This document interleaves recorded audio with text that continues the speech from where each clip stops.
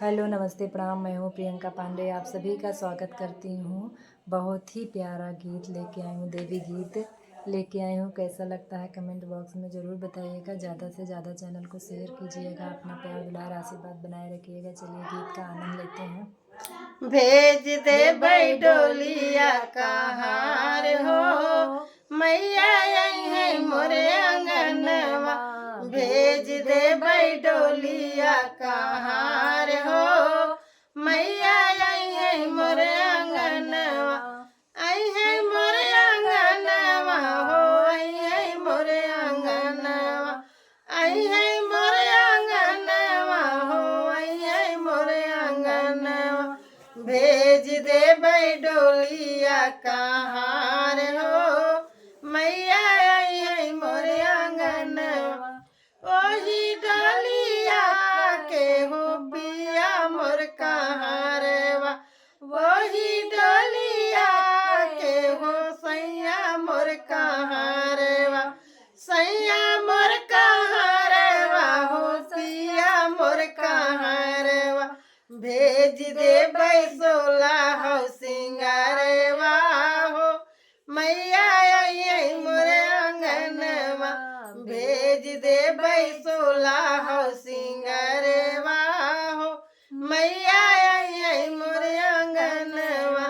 भेज दे डोलिया कहारवा हो, मैया आई है मोरे अंगनवा।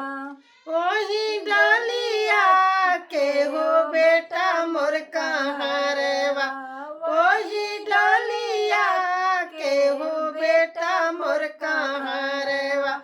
बेटा मोर कहारवा हो, बेटा मोर कहारवा। भेज दे लाला की चुनरिया हो, मैया आई है मोरे अंगनवा। भेज दे लाला की चुनरिया हो, मैया आई है मोरे अंगनवा। भेज दे डोलिया कहारवा हो, मैया आई है मोरे अंगनवा। वही डोलिया के हो दमदा मोर कहारवा, वही डोलिया के हो दमदा मोर कहारवा।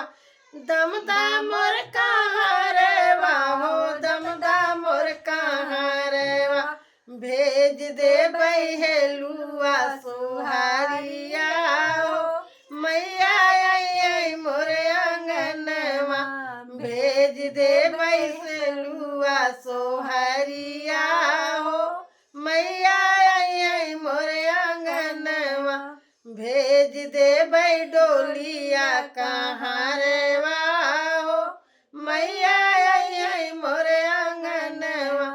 वही डोलिया के हो नाती मोर कहारवा, वही डोलिया के हो नाती मोर कहारवा।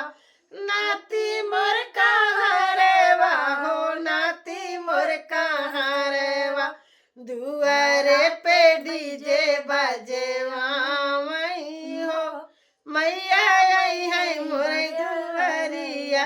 दुआरे पे डीजे बजेवा मई हो, मैया आई है मोरे अंगनवा। भेज दे डोलिया कहारवा हो, मैया